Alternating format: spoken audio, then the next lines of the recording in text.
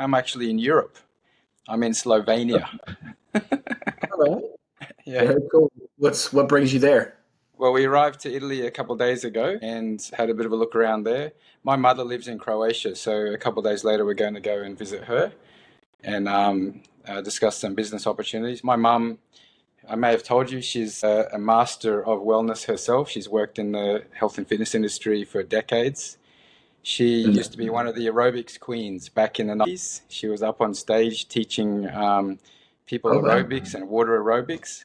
And she's probably one of the main reasons why I got into the fitness industry myself, because I used to see her having a great time surrounded by beautiful women Right. and handsome guys and jumping along to music and staying fit and healthy. So she was one of the people certainly that kept our whole family fit and healthy and always aware of, what we're eating and doing exercise and things like that. And as you know, I became a physical education teacher first, so I was interested in sport and then later got into health and fitness. And you would not believe this, but my mum is, mm, I don't want to give away too much. Let's say she's in her senior years, still actively teaching because she's in Zagreb and she's considered a professor at the university there. So she goes along to the exercise science courses and she teaches the students there about group fitness and group exercise and some topics like that. So she's got a great network of people as well. Lots of fitness businesses and wellness businesses around Europe.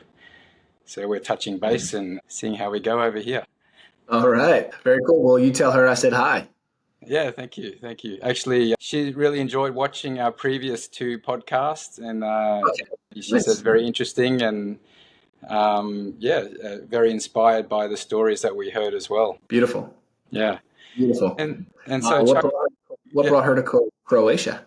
well, she that's actually her home. Zagreb is her home, and she migrated to Australia before I was born, and that's where we were born and raised. And then now in her senior years, she's decided to buy an apartment there and just chill out. And she has coffee and drinks a glass of wine on the odd occasion, and hangs out with some friends. She's got some friends that she associates with that were her childhood friends.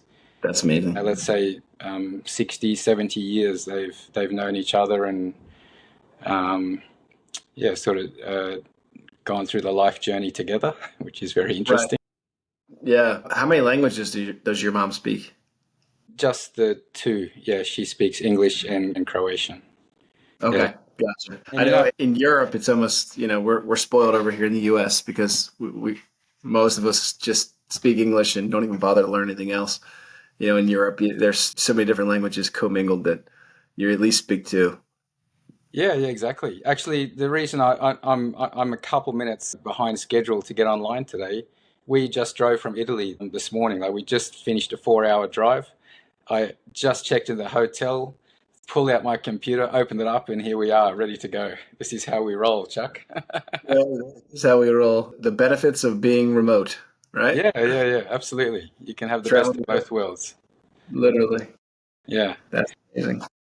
And so, Chuck, last week or so, we left people on a bit of a cliffhanger because some more interesting things are unfolding in your life. Do you want to maybe just give us an update on how that journey is going? Yeah, I think we talked a lot last time about roller coasters, right?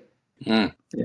And I've certainly been on one over the last week and a half. We've gone sort of back and forth with, as a patient too, it's even more of a roller coaster because you're getting information from one specialist, so to speak. Like I was getting information from my oncologist. I was getting information from my surgeon down in Tampa who did the original surgery.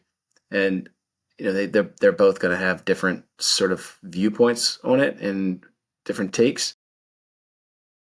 I had noticed with myself that when a blood result would come back like it was coming back higher, that I could reach out to my surgeon, not only to inform her what was going on, but to also get a little bit more of a better response, if that makes sense, more context. So yeah, she was she would reply back with, "Hey, this doesn't mean it's back. Just because the blood levels go up, it can ebb and flow." And I did a CT scan. I think I want to say probably the day of our last filming or right before it. And actually, no, it wasn't that at all. It was more blood work. The last time we did the last filming of this, it was the second round of blood work because the first one came back higher. So went through that journey of like, oh my gosh, why is this higher? Because in my mind, my education on what I have, which is medullary thyroid cancer, was really all I knew was that radiation and chemo has not worked. So without really even knowing it, I've had this not thought about that much, not discussed with anybody else, just this internal fear, anxiety that if it came back, that's like, that's when you find out, hey, you got 12 months left or 6 months left, right? Like I didn't think about it that way, but ultimately my subconscious was thinking that way. So wouldn't something as simple as, well, I guess it's not simple, but something is just a blood work result come back a little bit higher, still lower than it was prior to surgery the last time, but still a little bit higher. No wonder I was kind of breaking down and crying a little bit, So I was learning a lot about myself, learning also how to understand my subconscious and, what it is that my belief systems might be internally that I'm not just saying it out loud or maybe even thinking that much of. So fast forward to I get an email reply back from the surgeon once I tell her that the blood work went back up. And I know she's super kind. She'll like email me on a Saturday and she doesn't have to do those types of things. And she replies back, it makes me feel better. It's crazy how like someone else's words make me feel better, and then when I'm reading that and I'm feeling better, I'm literally thinking, how can I not? I need to work on me and I need to work on how I can make myself feel better. But it was still nice for the moment to get a email back from her that was, hey, this is normal. Don't freak out. Just do the blood work again. Right. So yeah, last time we did our podcast filming, I did my second round of blood work, and then that CEA levels and calcitonin levels came back even higher.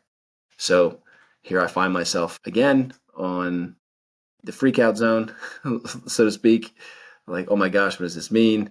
And getting a phone call, not even from my local endocrinologist.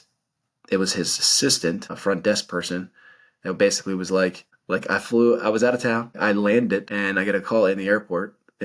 I have the number saved, so I'm immediately having a panic attack when I see the phone call. And it was the secretary saying, hey, your blood levels went back up. I already knew this. I saw it, right? I was waiting for him to call to explain what it could be or what next steps would be. She's like, and this is when I was like messaging you, and I was like, man, I need someone to talk me down here. I'm freaking out. The message was, we need to get you scheduled for a CT scan. The local hospital will call to schedule that, and we want to refer you to a MD Anderson, which is in Texas. The doctor wants to know which location would be better for you. And I'm like, whoa, what? You want me to go to a cancer center, a different cancer center? Like, what's the context here? And she's like, I don't have any information. This is just the notes I'm reading. I'm like, this is terrible because you can't answer any of my questions. So I had to wait, until that evening, if not the next evening, to even talk to my endocrinologist. And it turns out ultimately that his context there about MD Anderson, which caused a lot of stress and worry for me, just mentioning that, was to ultimately, if this was not localized, if they found more cancer and it was not localized, that MD Anderson has a lot more experience with medullary cancer and throughout the whole body, not just my neck. The Clayman's Surgical Center, Thyroid Cancer Center in Tampa is clearly just experts at the neck, right? Yeah. So his thought was it might make sense to connect you to someone there so that way they can follow up with you too. I thought he was punting me. It's like, I can't deal with you, so again, my surgeon made me feel better. She said she was assuming the same thing was kind of being done. I mean, he provided some more clarity, but luckily he called me a few more times throughout the week and just described, really educated me a lot more. And maybe shame on me for not asking more questions. You don't really want to Google this stuff. You don't have a lot of time with these doctors when you're with them. And, most of the time you're just kind of numb to what's going on. You're like, I don't really know what questions to ask. So luckily we had a good 20, 30 minute conversation, and I'm asking him all sorts of questions like, all right, I'm going to come back from being out of town and I'm going to do the CT scan. And what if we find something? Like, or I said, what do you think the probability of us finding anything is? He's like, really low. Like, your blood work levels are low, lower than were before. And then he starts to educate me on the fact that this first year after surgery is like the pinnacle year. It was never explained to me that way. Like, I thought, all right, levels are going to go down and they should go down to zero and I'll move on with my life. But that in the first year, they don't, sometimes they don't know if they got everything. They went in, they pulled out what they could see in the CT scans and the ultrasounds, but sometimes they don't, they're not able to find and discover everything. And there could be some remnants still there, which is why they follow the CEA and the calcitonin so closely that like the magic time period is get past this year and you're likely never going to see it again. I was like, okay. So I felt at ease just having that knowledge. And then I got back from out of town, and I guess it was last Friday, and did the CT scan. My mother-in-law came into town, took care of the kids, and then right after, my wife and I got a chance to do a nice dinner together, which was interesting. I think it was our first dinner together. I mean, we've done a couple of dates, but our first dinner together that we can remember by ourselves. And we both left that dinner thinking, wow, we really have some profound conversations. Like, it's amazing what two adults can talk about when you don't have kids freaking out and like screaming all throughout the whole dinner. Is this the first dinner you've had in as long as you can remember since having children, you mean? Or We've done it. We've definitely done a few dates. It's probably been, maybe the fifth dinner we've had together since children. yeah, But the first time where we were both like, wow, we're having some really deep conversations here. This is cool, right? Like, oh, yeah, dating. Yeah.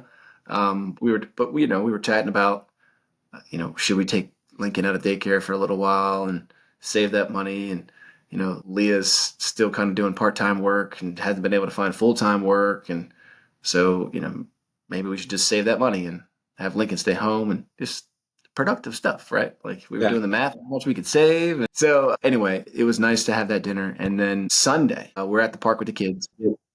A text message notification that, well, the results are in. And I got it that morning, right? And I didn't want to look at it, but it was weighing on me, especially when I was at the park, and I was like, ah, I can't stop thinking about this. I want to be like present with them, but my mind is on this result. So I told my wife, I said, I got this in the morning. I've been scared to look at it. She's like, just look at it. So we looked at it, and it was like all clear.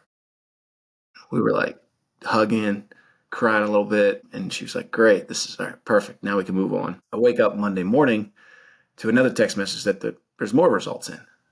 And I'm thinking, all right, I waited 6 hours last time. I'm just going to read it this time. And I read it, and you have a 12 millimeter mass on the right side of your neck. I just read this report yesterday that said I'm good. I mean, blame it on the glasses, blame it on not having the glasses. I blame it on the fact that I hadn't read the title. Sunday was the results for my chest because I did neck and chest. Oh, Monday morning was the neck specialist that monitored it. So I I felt pretty numb for most of Monday, trying to, I did not want to respond in the way that I had when I rewind, like, I don't know, a month and a half ago, when I was just feeling numbness in my neck and I was pushing on it a little bit and I felt the lump, which turned out to be the cardiac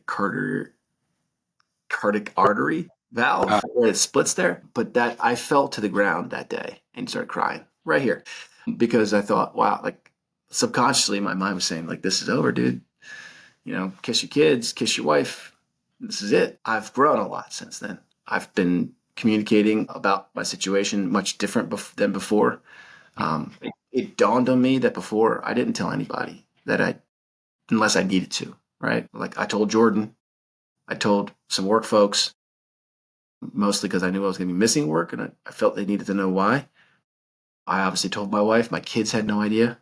And I didn't even tell my mom until the actual C word was given to me. I didn't tell her I was going, like, it was like 2 or 3 months of exams before they diagnosed me, and she had no idea. So I was going through it all on my own, and I mean, not all on my own, really, because I had Leah, but really, like I was really suppressing thoughts and fears, and this time has been different because I've been communicating it and sharing it and getting all of these maybe limited beliefs from here out of here, and it's been really helpful to do that. It's been therapeutic in a way, and I'm getting really good feedback from folks like yourself, complete strangers online and TikTok when I'm sharing the stories as well. I'm just amazed the amount of strangers that care. It's there's hope for humanity. But Monday of this week, I was a little down and out, but I was certainly able to say to myself confidently, it'll be fine. Yeah. You're going to get more information later. You'll know what next steps are. What's the situation? But I'd be lying if I didn't say, all right, it's right there, and there's an artery right there, and oh my gosh, like I'm thinking worst case scenario, they can't even take this thing out. But finally that evening, the local endocrinologist called me, and he's like, kind of nonchalant about it, which I guess is their technique, right? But he's like, yeah, like it's good that we found something. It's good that we have an explanation as to why the blood results have come up. This is most likely the exact reason. At this point, you just work with your specialist, your surgeon, who already knows you in Tampa, and you'll likely go down there. I don't know, you got to coordinate with her, but you'll likely go down there and just have surgery again and get it removed. You'll probably have to go around some of the scar tissuing, but it should be a quick in and out type surgery. He's kind of nonchalantly talking about it. And I'm like, okay, all right, that made me feel better, right? Because they're, to me, like this. Well, you have 6 to 12 months. That was the scenario playing in my head. That wasn't what the doctor was telling me. So I actually took it pretty positively. And funny story, he left that phone call by basically telling me, all right, at this point, just you know, communicate with your surgeon, keep me posted, and then we'll do follow ups after you have your surgery. See where the blood work goes. So I've been down this road before of sharing CT scan information with hospitals that aren't part of their system, and it's not easy. So I preemptively ask him questions that I can then share with the surgeon that might make it easier. So I ask him what system he's using. He tells me, I take notes, I communicate that with the surgeon, and long story short, she's like, nope, can't access that system.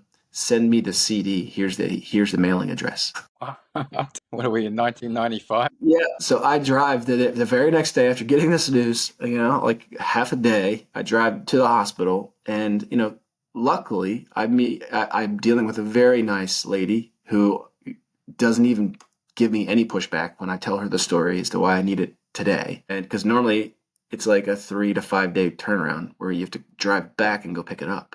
I mean, they'll mail it to you, but if you want it in 3 to 5 days, you basically have to go back and pick it up. Mm. I did that last year. So I tell her about the situation, and I'm like, I got to overnight this today. But within a few hours, I was sitting there getting some work done. She was able to give me a CD.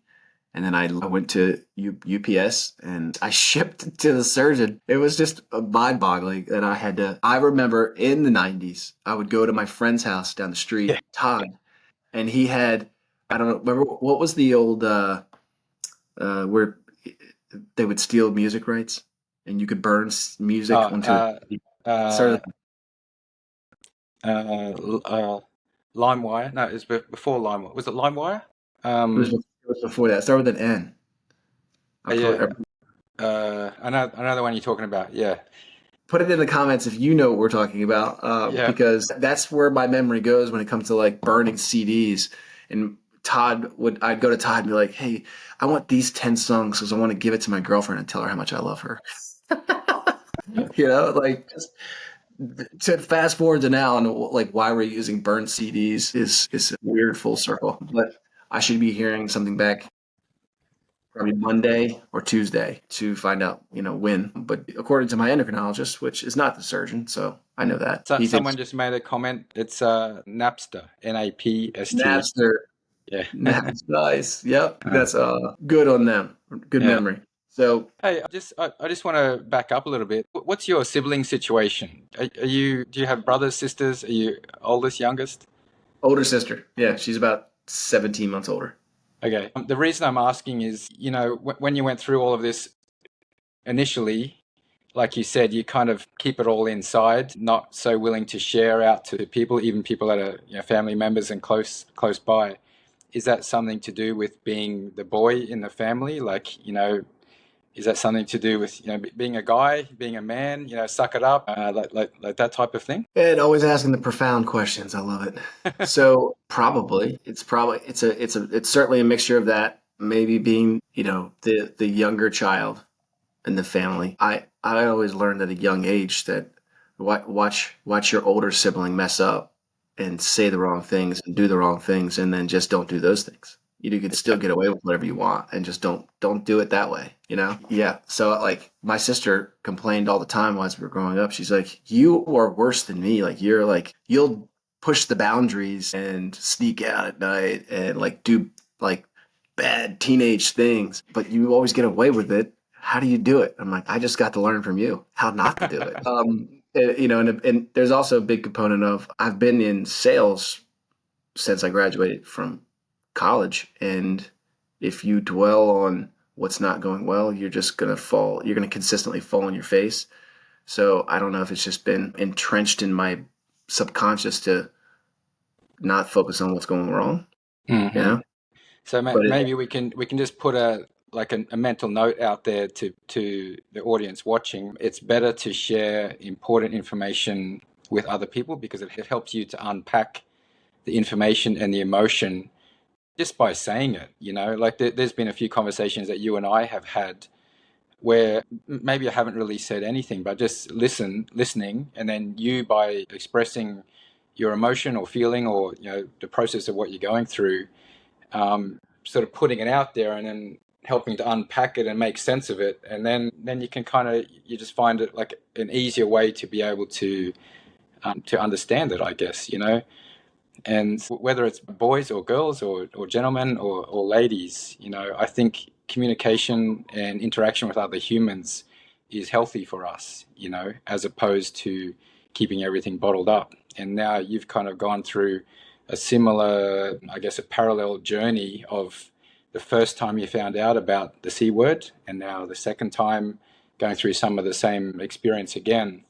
But the second time round, sharing it, making some videos about it online, talking to other people about it, mentally focusing and meditating on it. And you can see, I can see by looking at you compared to the first time to the second time round, how much more relaxed you are.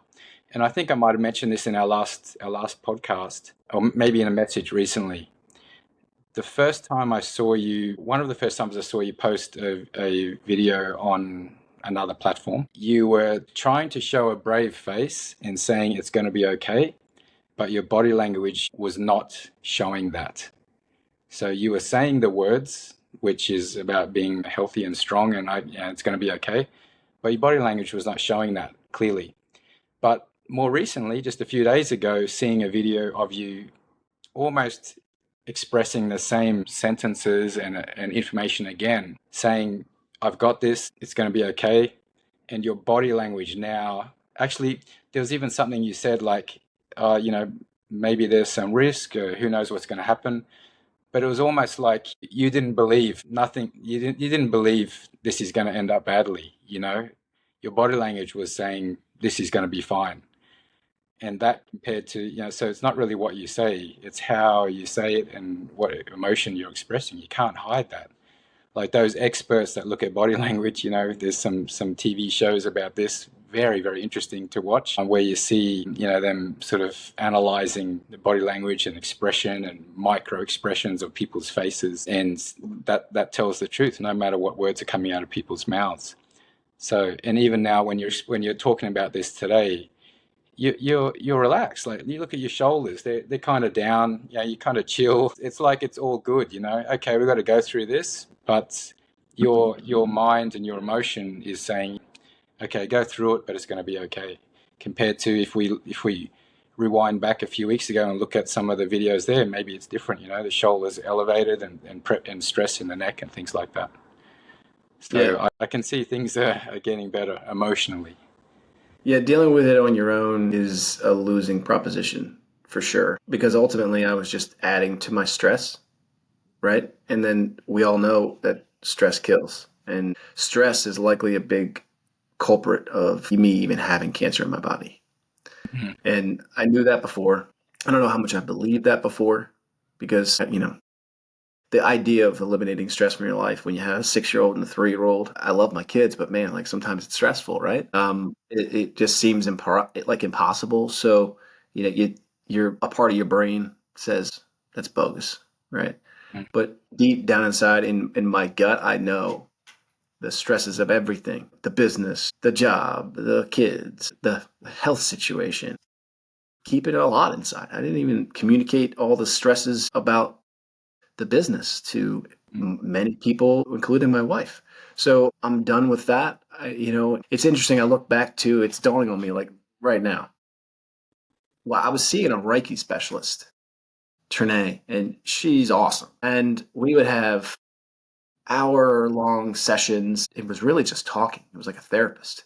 She never really actually did any Reiki healing with me. I've always just met with Trinae to just talk because she has a really unique way of just making me feel better. But one of the things that she said that's dawning on me right now is that there's a shift between masculine and feminine. And she was describing this whole situation about the law of energy and how the universe has shifted from a masculine energy to a feminine energy. And she was describing feminine energy. And basically the biggest part that I retained from feminine energy was being able to express your feelings Mm. and speak and communicate. And she was telling me that I'm stuck and I have my root chakra, I should say, my throat chakra is stuck and not clear because I haven't communicated well. Now, she didn't use those exact words, but that's what's dawning on me now is that's what she meant, right? She's saying that I need to express myself and talk and share my feelings a little bit more. And I thought I was for the most part. I would tell my family how I felt in some cases, but I think going deeper into that, it's more of like what we're talking about here, and it's just being vulnerable with anyone and everyone because it's therapeutic just for me, even if I get no feedback that's positive from anybody else. It's just therapeutic, and it's allowing me to get it through my system and out of my system. It's interesting because I think this week, for the first time ever, I've understood what I've seen in documentaries about how people have healed themselves. And the healing process is, and you watch them and you're like, oh, like, okay, that sounds like good for you. I'm glad it happened. But a part of me watched it and thinking, well, I don't know how you ever just surrender like that, right? How do you get it across your mind that, you know what, this cancer is good? And that cancer doesn't define you, and that you surrender and you just completely let go and hold on to nothing. Mm. And this week has been the first time ever where I felt that way. Mm. Just, I'm surrendering, and this will work out the way it's supposed to work out. And I don't even identify that it's there. I mean, I do because I talk about it, but it's there. It's there for a reason. I'm going to turn it into a positive reason, and hopefully help others by sharing it in forums like this. Have some sort of outlet. I don't know if there's a nugget or two that they could take away from my experience, but I'll be able to, as I continue to verbalize it, put it in maybe more easy to understand context, right, for in the future. But yeah, this is the first time where I've just felt like I'm surrendered. I feel like my body can heal because I'm not holding the stress right here, you know, Mm. and it's left my body, and now I've put myself I did it for like a physical standpoint, if that makes sense. I was healing my physical body, but I wasn't healing my spiritual body. Mm. Now I'm working on the spiritual part of me, the energy, the flow. The physical side was my nutrition. I got the gluten out of my body, the dairy out of my body, all the toxins completely gone. I probably still need to actually do like a detox. So Lee and I are gonna actually do a juice cleanse here, like a 3 or 4 or 5 day juice cleanse, just to really clean things out. Because regardless of whether or not someone's going through disease, when you do the research on water fasting or juice cleansing, it's actually healthy to do like once or twice a year anyway. Yeah. So You we're gonna know, do that. a few years ago, I learnt about the benefits of fasting. Like a lot of people do intermittent fasting, which is like every day, a few hours. And then there's a little bit longer version of fasting, like 24, 48, 72. And then there's a 100-hour fast as well, where you're only allowed to drink water. And I put myself through the challenge. Like a very, very good friend of mine who's very holistic and super healthy, and his mind is completely balanced and free of stress.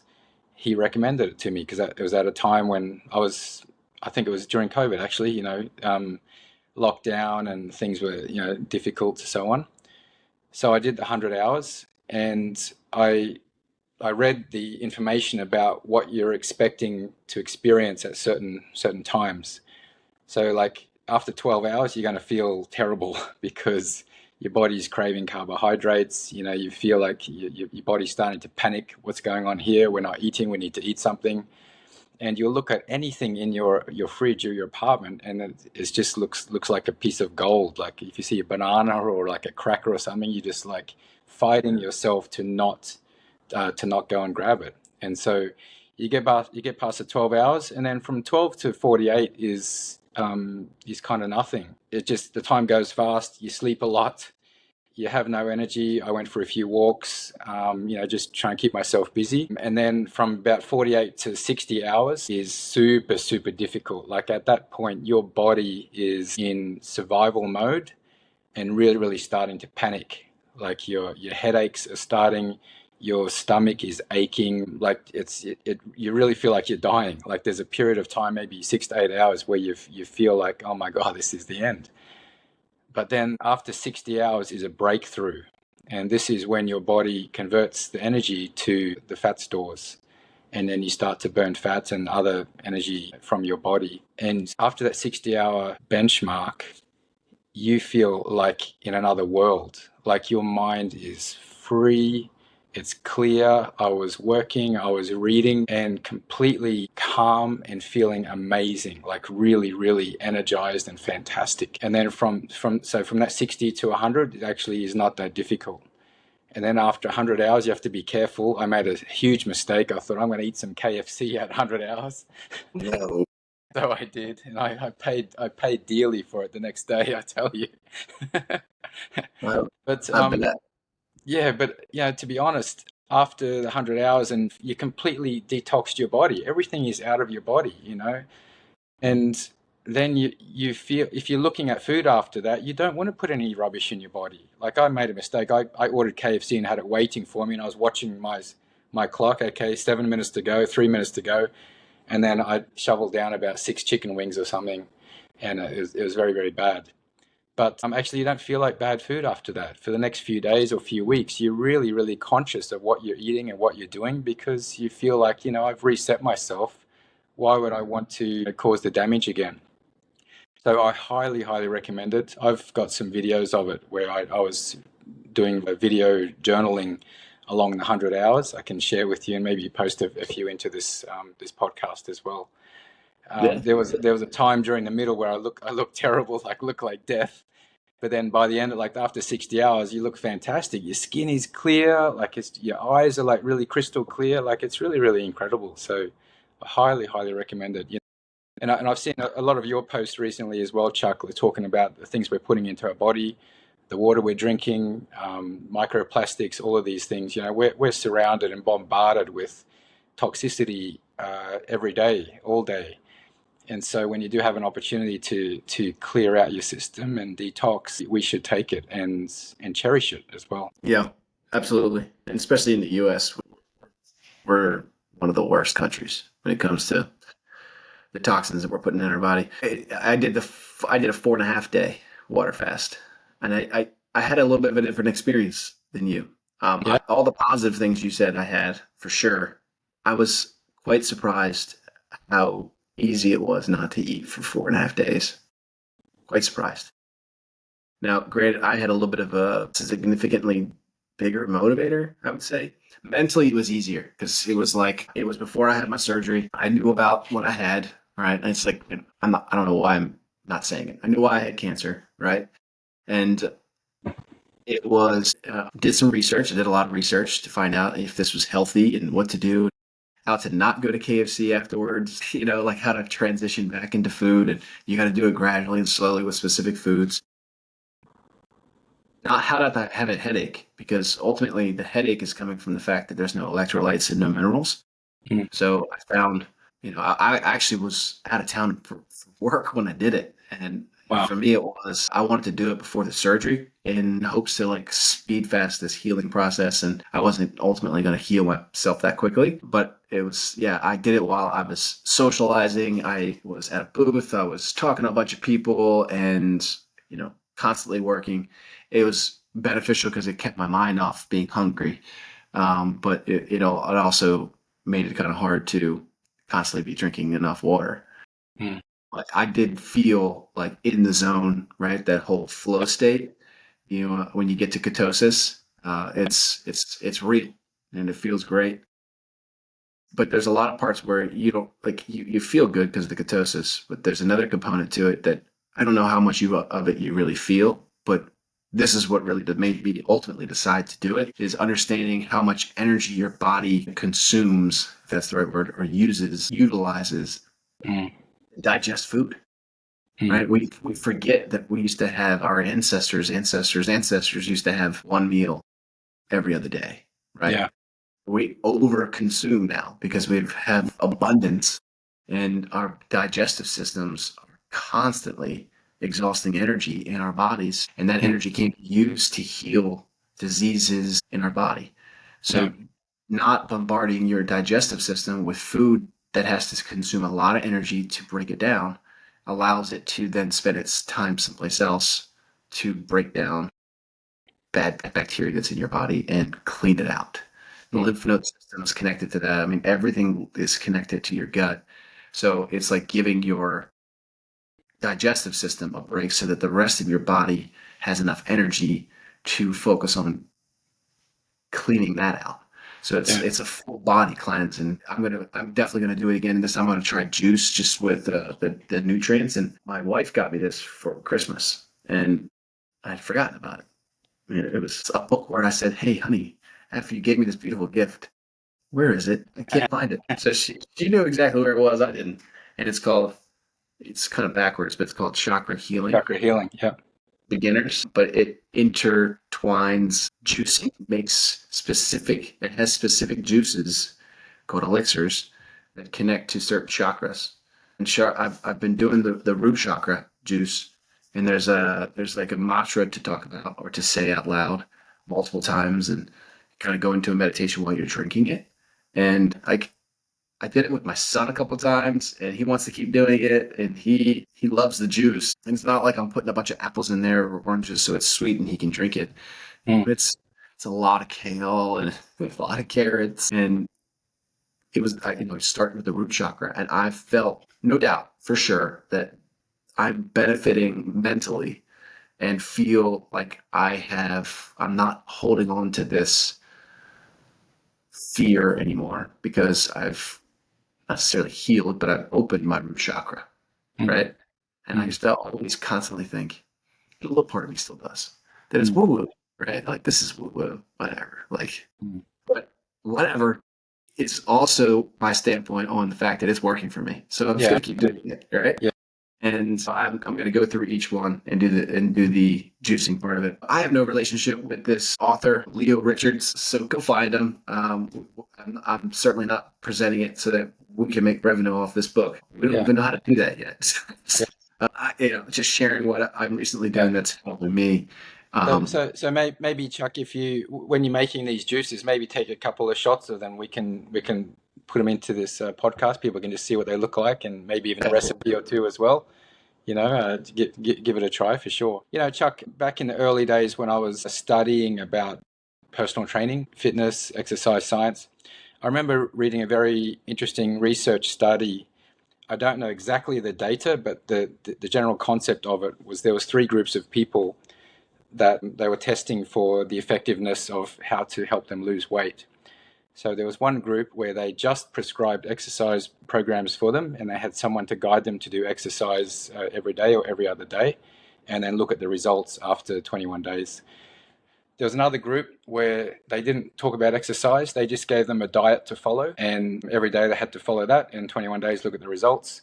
And then there was another group where they prescribed exercise and they gave them a diet to follow. Now, out of those three groups, which one do you think had the best results?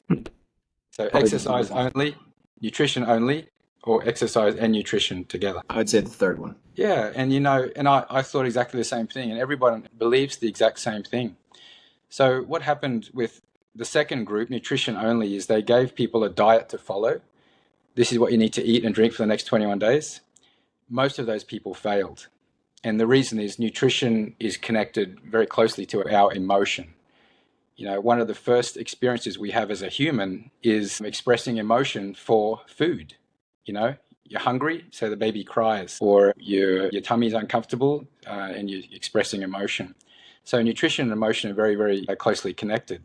And that's the reason why most diets absolutely fail, right? Because you're telling people what to eat, which really means you're telling people how to feel.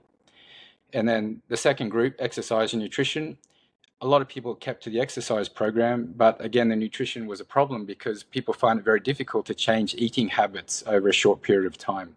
Maybe over months or a couple of years, people make changes, no problem.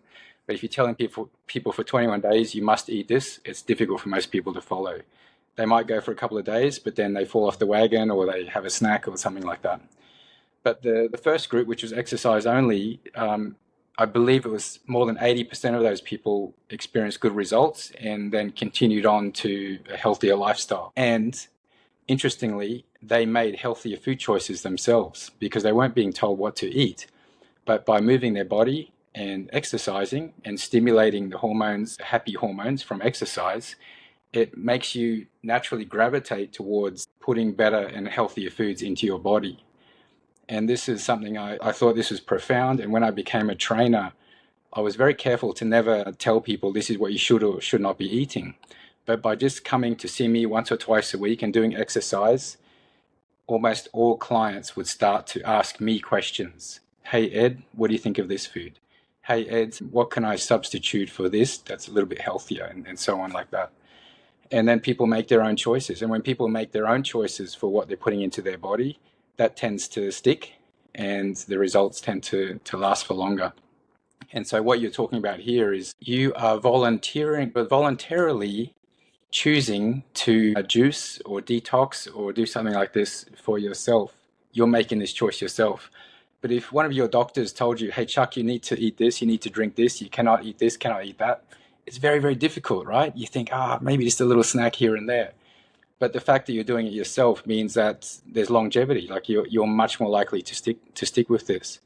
But I always emphasize to people, moving your body first is the most effective way to motivate all of the other decision factors in your mind to make choices for, I shouldn't be sitting on the couch, I shouldn't be watching so much TV, I should be moving my body more, I should be eating healthier food, I should be getting more sleep. Like all of those things are a result from stimulating happy hormone from moving your body, from exercise.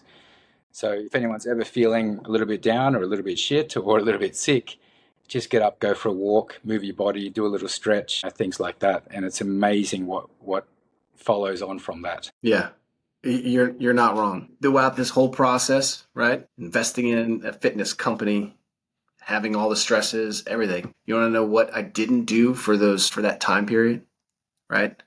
Because I felt so stressed and so overwhelmed that I didn't have the time. I worked out the least that I had in my entire life. I was the least active.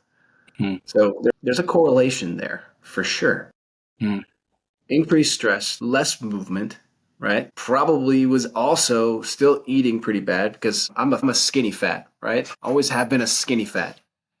My wife hated that because I could eat whatever the heck I wanted and barely gain any pounds. So, psychologically, no, I can go to Taco Bell every day. It doesn't make me feel good other than while I'm eating it, but it doesn't make me look bad or terribly either. You tend to make too many Taco Bell trips when you have 5 minutes to eat lunch. You know Mm-hmm. what I mean? Yeah. So now it's priorities. I've shifted. Yeah. And looking back, I wish I would have shifted that priority and never put it at the bottom. And it wasn't really even totally at the bottom because still clearly I was, in the fitness business. I cared about fitness, Mm. but it was like fifth in line. And now it's always going to be number one. It has to be number one. I believe it should be number one for everybody because ultimately, if I'm not around because of my health, then I can't do anything else that's on the top of my priority list. Yeah. So it was a shift for me because, you know, unfortunately, I had to find out the hard way that you have a disease, you have cancer. And it was like, boom, immediate shift to, okay, what do I do about this? Mm. You know? Now I like the fact that my mind went there first versus, oh my gosh, further backwards and sliding backwards because I could have easily decided to go down that path, but at least a big part of me was, nope, how do I fix this? Diet, exercise, work on yourself, work on your soul, work on the inside of you. The inside has been the part that I've found the hardest so far, and I'm finally feeling like I'm getting the groove on it because I've let go and Yeah. I've just rendered to the fact that all this stuff is real. Yeah. And recently, Chuck, we're both surrounded by a lot of, I'll put a label on it, a lot of personal development material, right? Like there's a Tony Robbins conference that's happening as we speak. There's a lot of stuff online that we're researching for the purposes of developing this podcast and providing good, Yes. reliable information to people. We're exposed to this, but the more you're exposed to it, the hungrier you become to learn more, right? And it becomes like it kind of becomes addictive, especially when you're surrounded by people like you and I bouncing off each other. Hey, check this out! I watch this video and I sign up for this. Like we're kind of helping each other and really just being exposed to so much really really cool stuff. And that's, I guess, one of the reasons why we wanted to document some of this journey that you're going through and that we're going through for the business as well, as something that people can listen to and join in the conversation as we move forward and people start to share comments and we invite guests onto the show and so on as well. Hey, Yeah. that's a good point. And it gives me a thought there because ultimately, if we're just thinking about it from that perspective of, we have a little bit of a unique advantage because, we're communicating about this topic constantly where, many people, this isn't their world. Maybe they discovered this video and this podcast, from a friend. Maybe they just tripped on it. Maybe something happened that led them here. This could be very well like the first these types of conversations that they're hearing. And it is easier when you are interested in this topic and you're seeking out information, but then also connect it to others that are also seeking this information and consuming information that's helping them with changing the thought patterns that they have in their brain about health, about mental health, about wealth. Mm. And the thought here is let's create a little community here of other warriors, other wellness folks, people who just want to be able to have that information flow their way because we all know how the algorithms are set up in most of our social media worlds. And, once we go down one path, that's the algorithm for like several months. Mm. So if we create a little bit of a community, let us know if you want it. Or, like Ed's saying, I find a video on any platform and it's contextually beneficial to, you know, the wealth, the health, and the fitness side of things, I'm sending it over to Ed like, hey, check this out. So Yeah. how cool would it be if we had a community of other people who just shared stuff like that? So just a thought that hopefully we could build out for you guys. Yeah, absolutely. And, as we are evolving the business as well further into the holistic and encapsulating wellness and supporting business owners through not only how to optimize your business or improve profits or improve customer retention, those basic things, but also like how to make your business more meaningful, like how to have a brand story for your company that speaks to your potential clients as well. And I just posted a post yesterday, I think it was on LinkedIn. I'm talking about there was one of our clients in Sydney was struggling to retain clients. And when we looked at his marketing, it was very generic, lose weight, tone up, that type of thing. But the owner himself had a really interesting story. Like, he was a professional athlete. He suffered some catastrophic injuries that stopped him from pursuing his career as an athlete. Later on, he started a fitness company, a gym, but he never talked about that story. But when we started to dig into that and look at, this is the owner of this business, like he was a professional athlete. A lot of people knew who he was. And then sharing that as part of the brand story, then that added a lot more authenticity to what the business was trying to do.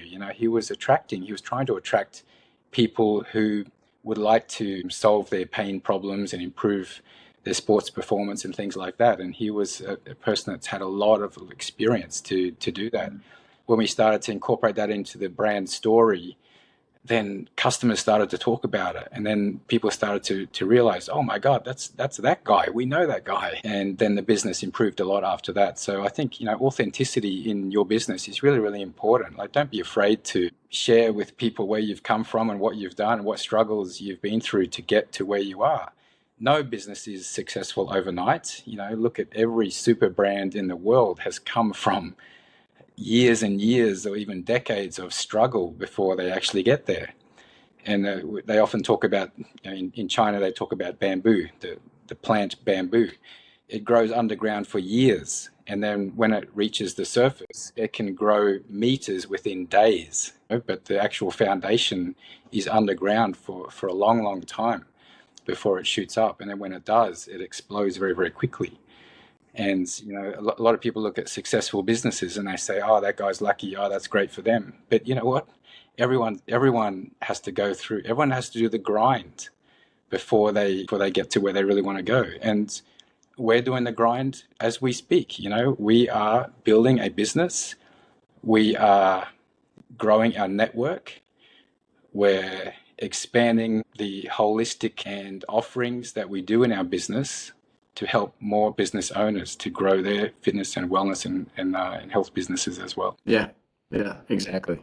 Yeah, when you and I talked about spending the time on this and doing this, we both agreed we'll look at it, but we're not going to make decisions off of how many likes do we get, how many views do we get. We're going to consistently pour into people. And if it works and it helps, great. At the very least, it will be an opportunity for you and I to get to know each other a little bit more and get to know others in this industry a lot more. But the bamboo analogy right now is really sinking in for us today, because we're literally underground and we're growing this bamboo. Because I'm not gonna lie, even only 2 episodes in, I'm looking at the amount of likes and clicks and views, and I'm like, no one's even watching this, man. Come on. So I'm looking forward to consistently having that bamboo grow underground so that we can have that bamboo start growing above ground and really start to see, and it might be 100 episodes in before we start seeing the real impact that we're going to be able to have on people's lives. Because, yeah, of course, we're trying to grow our business. I mean, Studio Sweat on Demand, it has an amazing platform of fitness programs and a community that's amazing. So supportive. I have had so many people reach out to me from that community, telling me that they're with me, telling me that they're praying for me. And it has been so heartwarming. But at the end of the day, I really don't I'm not doing this to grow a business. I'm doing this because, authentically, when am I ever going to share this, right? I guess if I'm a social media influencer, which I'm not, I'd probably reach out to this guy and ask if I can be some sort of ambassador or whatever it's called. But I just started doing that. And I hope that whether it's the exact same book or just you start going down, this woo person reached out to you last week, talked about how, you should work on your chakras, and now you're getting this information and you're like, oh, the universe is trying to tell me something, because it is. So that's why I wanted to do this, because I want to constantly pour into people. And you just reminded me, as I will always need reminding, because I'm still callousing the brain a little bit, that we're growing bamboo here. So just, going off of what happened recently isn't going to be what happens in the future.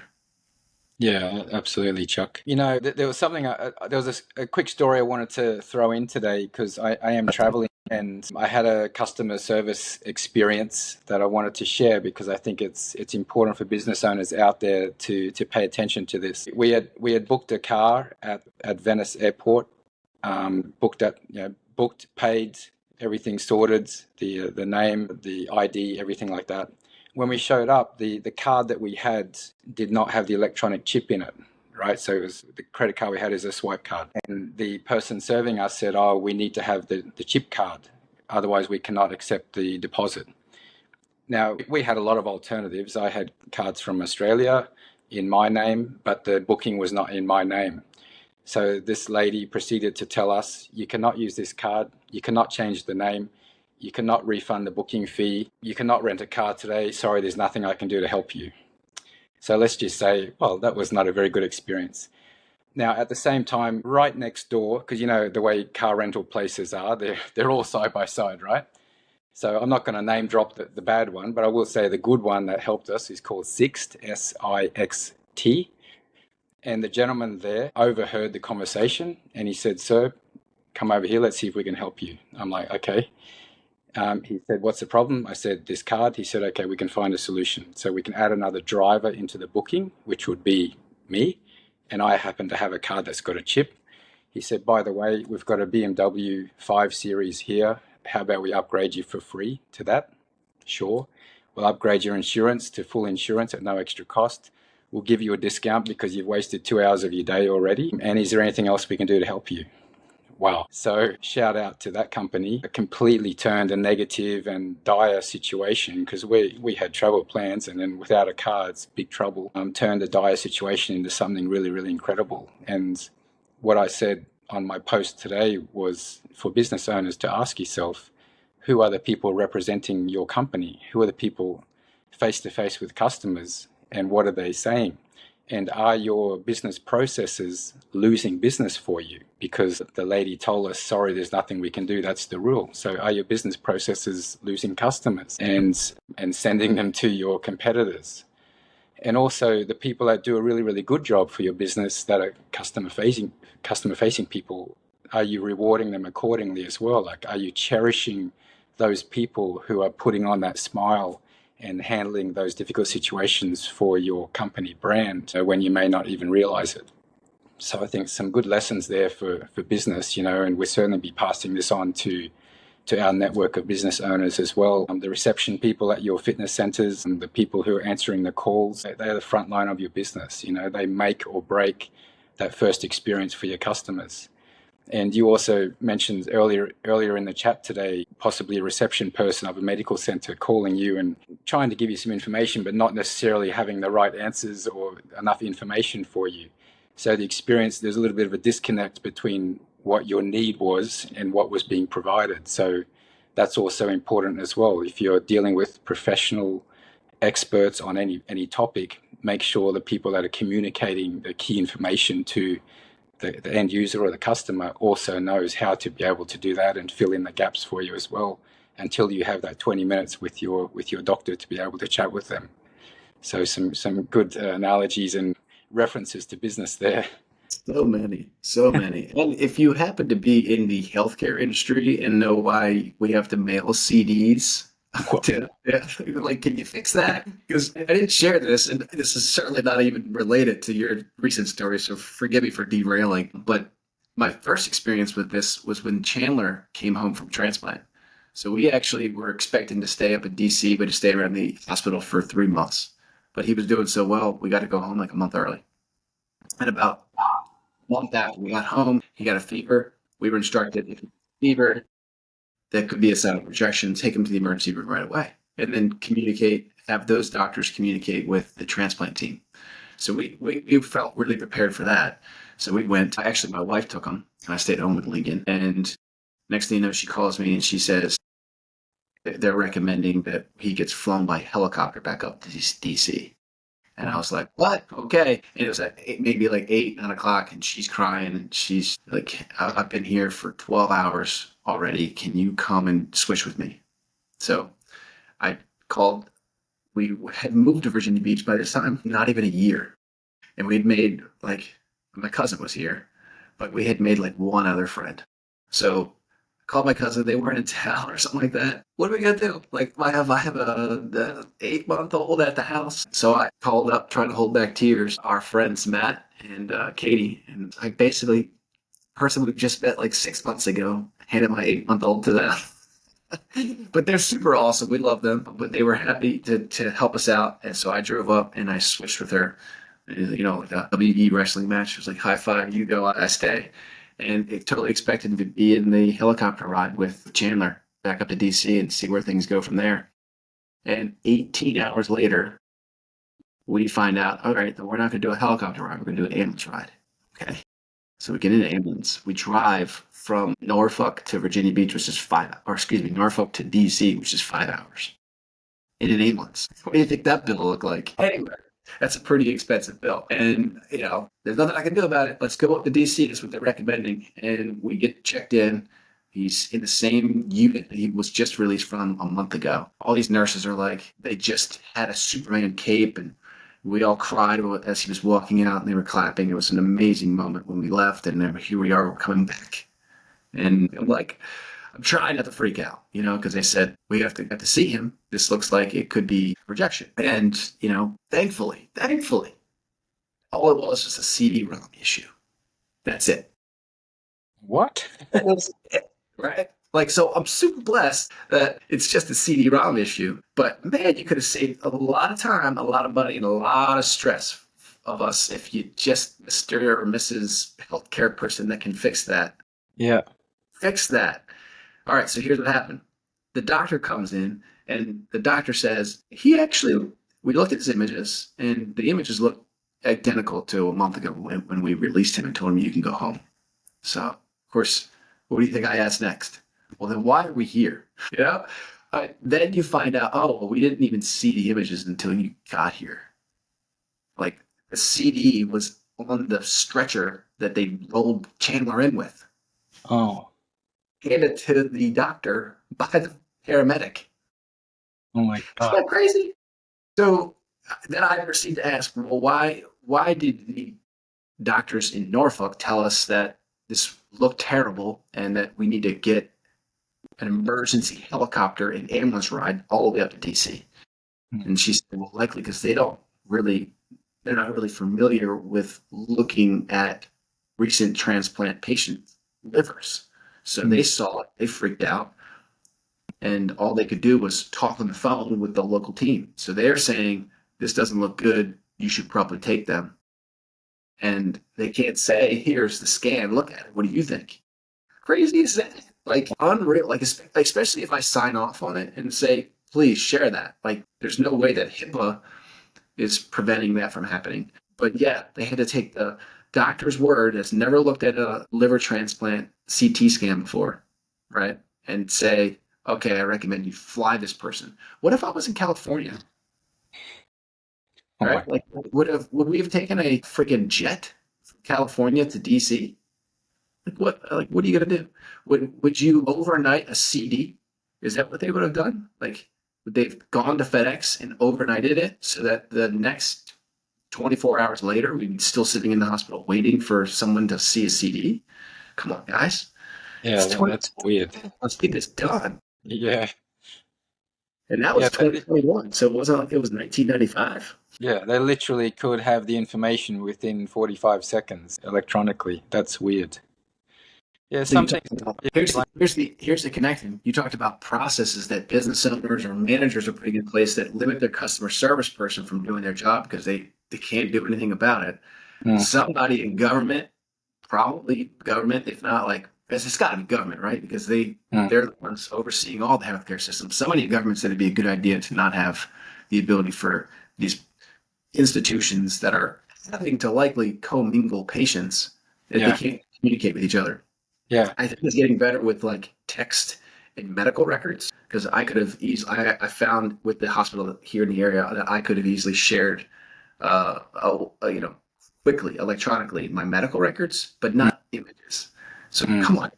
Yeah. The car rental company I mentioned, SIXT, Sixt, it has not been around so long, right, as some of those famous brands that everyone knows. And here's a business tip for new business owners. Just fill the need that people are missing from some of the old fashioned or the old companies that have been doing things. Yep. Yeah, and this new car rental brand that I spoke about, all they did was their processes were designed to solve the problems that most people face when they rent a car. So make the payment of deposit really easy, make it easy to add another driver if necessary, have some space there to offer a discount or to upgrade the insurance for people, have some other cars floating around, let's upgrade them to a nicer car if they're unhappy. Like, all of the processes are designed for the positive experience. So if you're in business, just that alone is going to differentiate you from many, many of the businesses that have been around for decades. Don't be intimidated by super brands that are in our industry or in any industry, because you can do better, especially when you're small. You're much more agile. You can change processes and update things and introduce things that are at a much more human-like level than a lot of big companies are not able to. So that's my suggestion. Don't be afraid to get into a fast-growing industry such as health and wellness. Wellness, I believe, they said, $1 trillion business by 2030, something like that, because more people are going to become proactive about health and not reactive as we have been for so long, relying on pharmaceutical companies and the medical industry, because, hey, they're not perfect. There are a lot of improvements to be made there. And at the end of the day, we are 100% responsible for the condition of our own body. As we all know, we've all had those experiences. Yeah, exactly. And, just like any other CEO, you're the CEO of your body, and the CEO of whatever company you so politely are going to name. If they found out about that experience, they would be informed, and then they would make maybe a decision to correct that so that next time, or the next Ed that shows up doesn't have that terrible experience and he doesn't lose customers. Just so, when we get information about things that we can do or stop putting in our mouth or stop wearing or stop drinking or stop internalizing and keeping things to yourself, like when we get that information, we can, if whether or not we want to actually make any changes, right? Yeah, and as consumers, we can vote with our own pockets. There's a lot of choices for us in every industry, whether we're buying shoes or booking rental cars or choosing an airline for a holiday. We have choices. So vote with our pockets and reward those organizations and companies that take care of you. We have the power to do that. 100%. Such as Studio Sweat on Demand. Shameless plug. Yeah, but honestly, we are a young and growing and agile company, and we have had many instances, Chuck, in the last couple of weeks and a few months, where we've been agile to help some of our customers to accommodate them for some different difficulties or different situations and challenges that have arose. We put that as the first priority every day when we wake up, make sure we're taking care of those people's needs first, and then the new business is following on from that, because those satisfied customers become our future, how do we say it, evangelists. How do you make evangelists for your business? Take care of them like they're the most important person in the world. And something I learned as a personal trainer is take care of every customer as an individual, as the most important customer in your business, the most important client in your business, as if your entire business relied only on that one person. And then when they leave, the next person shows up and you treat them as if they're the most important client in your own business. And then to go back to your original point, take care of yourself first. As a personal fitness trainer, I learned that the first client every week was me. Mm-hmm. Take care of myself first, my nutrition, my health, my sleep, my exercise, and then book my clients around that. And so that's also important as CEO or business owners. Certainly take care of yourself first and your team members, and they will take care of your business for you. Amen. Awesome. Okay, how about we wrap it up? We just end like this. Another interesting chat from Chuck. Yeah. I look forward to seeing some of the comments from this. And our next episode, I may be in another country again. Could be Croatia. Who knows? We'll leave it as a cliffhanger. And also looking forward to your upcoming results and the information that's coming your way as well. Absolutely. Have a great day, everyone. Thank you for watching and tuning in. And please like and share and follow. Every little bit helps. And we're just trying to share our love with the world. So hope you support us to do that. Cheers. Okay. See you guys. Bye.